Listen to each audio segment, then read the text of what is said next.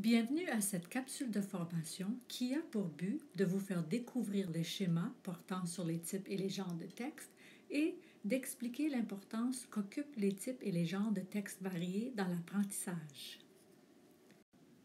Pour accéder au schéma des types et des genres de textes, référez-vous au schéma de ressources internes et externes pour votre année scolaire d'enseignement et cliquez sur l'hyperlien suivant. Les types et les genres de textes sont présentés en 7 schémas.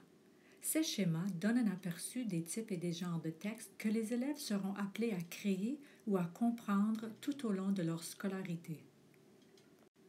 Les 7 schémas partagent la même organisation et comprennent les éléments suivants: la fonction du type de texte, ses principales caractéristiques, la séquence textuelle dominante, les outils linguistiques utilisés dans ces types de textes, les procédés employés et finalement les genres de texte.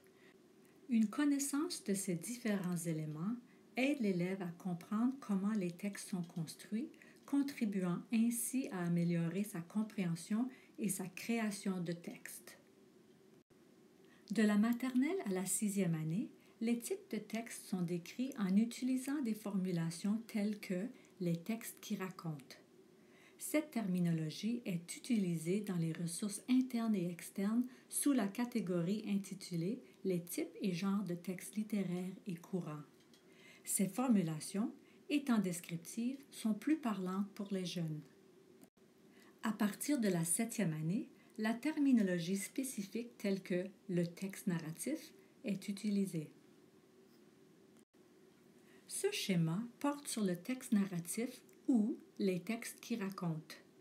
Tout au long de sa scolarité, l'élève sera appelé à créer et à négocier le sens de genres de textes de type narratif tels qu'un récit, un roman, un conte, une fable, etc. Il sera aussi appelé à créer et à négocier le sens de genres de textes tels qu'un acrostiche, une chanson, un poème, etc. Ces textes, de type poétique, utilisent le langage poétique ou mettent en évidence le choix de mots, d'images ou de sonorités.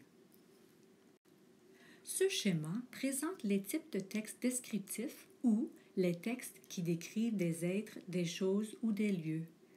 Il comprend des genres tels qu'une petite annonce, un documentaire, une fiche technique, etc. Les textes de type explicatif sont présentés en 4 schémas. Le premier schéma porte sur les textes qui expliquent des idées, des phénomènes, des événements ou la manière de fonctionner d'un objet.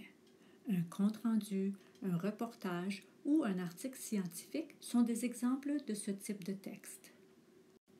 Le deuxième schéma présente les textes qui indiquent comment faire quelque chose ou comment agir, tels qu'une recette, les règles d'un jeu ou un plan de travail. Le troisième schéma se rapporte aux textes qui servent d'outils de référence, tels qu'un abécédaire, un mur de mots, un glossaire, etc. Le dernier schéma présente les textes qui illustrent des informations et des idées, tels qu'un schéma, un diagramme de Carol ou un dessin commenté. Ce schéma se rapporte aux textes de type argumentatif qui visent à influencer l'opinion, à convaincre ou à persuader. Il comprend des genres tels qu'un éditorial, un message publicitaire ou une critique. Ce dernier schéma se rapporte aux textes de type dialogal ou qui transmettent des interactions verbales telles qu'une scénette, une dramatisation, une interview, etc. À quoi servent ces schémas de type et de genre de texte? Les schémas de type et de genre de texte servent d'outils pédagogiques qui favorisent, chez les enseignants de la maternelle à la 8e année, une compréhension commune se rapportant au type et au genre de texte, ainsi que l'utilisation d'une terminologie partagée. Nous pouvons donc plus aisément attirer l'attention des élèves sur certaines régularités structurelles des textes et sur les caractéristiques linguistiques et discursives communes à de nombreux textes. Regardons de plus près chacun des éléments du schéma. L'information dans l'élément intitulé « Fonction » met en évidence les liens entre les types de texte et les intentions de communication en indiquant le pourquoi de ce type de texte. Dans les ressources internes et externes pour chaque stade d'enseignement, les catégories intitulées « Intention de communication orale, écrite et visuelle » et « Type et genre de texte » viennent renforcer ces liens. Les deux éléments intitulés « Caractéristiques et séquences textuelles » permettent d'identifier les types de textes, de les distinguer les uns par rapport aux autres et de les reconnaître selon les régularités textuelles qu'ils regroupent. Ils peuvent aussi servir de référence ou de critères dans la construction ou l'analyse d'un texte. L'information contenue dans l'élément intitulé « Outils linguistiques » permet d'identifier les connaissances langagères à cibler. Les concepts langagiers tels que les temps verbaux propices pour comprendre ou pour créer un texte d'un genre en particulier peuvent être contextualisés de façon authentique dans l'apprentissage. L'information contenue dans l'élément intitulé « Procédés employés » permet à l'élève d'analyser le pouvoir lié à l'utilisation de la langue et des éléments visuels et sonores. Ainsi, il peut dégager les effets créés ou à créer dans un texte et identifier l'impact de ces effets sur lui ou sur son public cible. La section portant sur les genres de texte offre une large gamme de genres qui peuvent être exploités dans l'enseignement et l'apprentissage. Ces divers genres permettent de répondre à une multitude d'intentions de communication.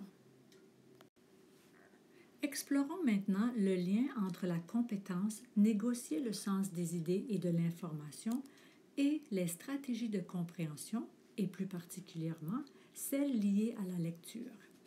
Afin de développer cette compétence, l'élève doit d'abord être exposé à une variété de genres de textes de types différents. Les stratégies de compréhension mobilisées par l'élève varieront selon les différents types et genres de textes. Par exemple, les élèves ne sont pas toujours appelés à lire que des textes continus, c'est-à-dire des textes comportant des paragraphes et une suite logique d'idées. Les élèves sont, de plus en plus, exposés à une variété de textes écrits, oraux, visuels et multimodaux qui font appel à diverses stratégies. Les élèves seront souvent appelés à interpréter des schémas, des tableaux ou encore d'autres genres de textes. De plus, les élèves sont exposés à une variété de textes écrits, visuels et oraux qui peuvent comprendre, à l'intérieur d'un même texte, des aspects de plusieurs types de textes. Un enseignement explicite des stratégies appropriées et pertinentes à chaque genre de texte s'avère donc nécessaire pour assurer le développement de lecteurs stratégiques et habiles dans la négociation de sens d'un large éventail de textes. Ainsi se développera la compétence à négocier le sens des idées et de l'information. Réfléchissons maintenant au lien entre la compétence s'exprimer pour répondre à ses besoins et à ses intentions et les types et les genres de textes. Afin de développer cette compétence, l'élève doit être appelé à générer des messages et les valider pour soi et avec autrui, souvent et dans de contextes multiples. Si, par exemple, l'on exigeait à l'élève de n'écrire que des récits d'aventure, l'élève deviendrait très habile à écrire ces récits, mais il ne deviendra pas nécessairement compétent à s'exprimer pour répondre à ses besoins et à ses intentions. L'élève deviendra compétent lorsqu'il pourra s'exprimer dans de multiples contextes qui visent à répondre à une variété d'intentions de communication et pour des divers publics cibles. Voici quelques exemples. Le transfert des apprentissages s'effectuera d'un contexte à l'autre et ainsi, l'élève pourra acquérir, réinvestir et consolider les savoirs, les savoir-faire et les savoir-être liés au processus d'expression. Plus l'élève s'exprime pour répondre à de différentes intentions et pour différents publics cibles en utilisant de différents genres de textes, plus il pourra se dire compétent. Pour résumer, les élèves seront appelés à créer ou à comprendre une variété de types et de genres de textes tout au long de leur scolarité.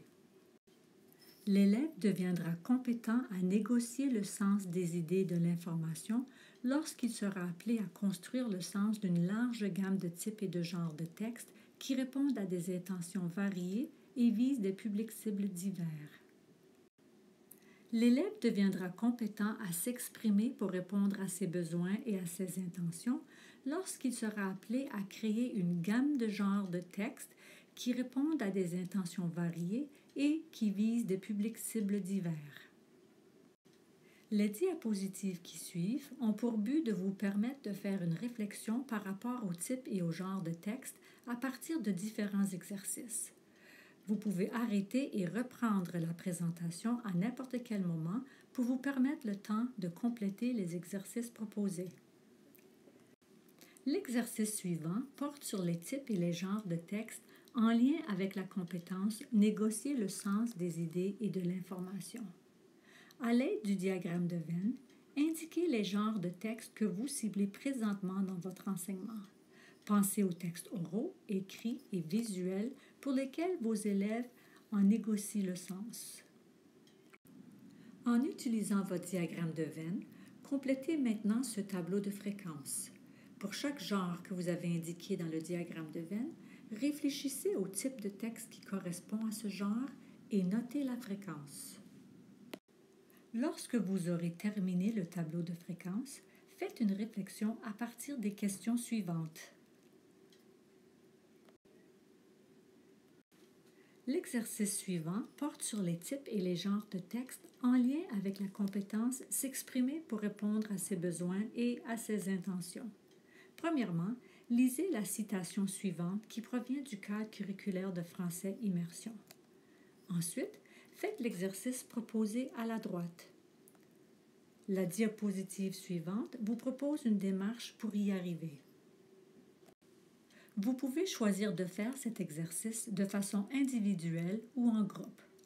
Pour chaque intention de communication indiquée dans la citation que vous venez de lire, dressez une liste de genres de textes oraux, écrits et visuels que vos élèves sont appelés à créer ou qui seraient appropriés à votre stade ou pour votre année scolaire.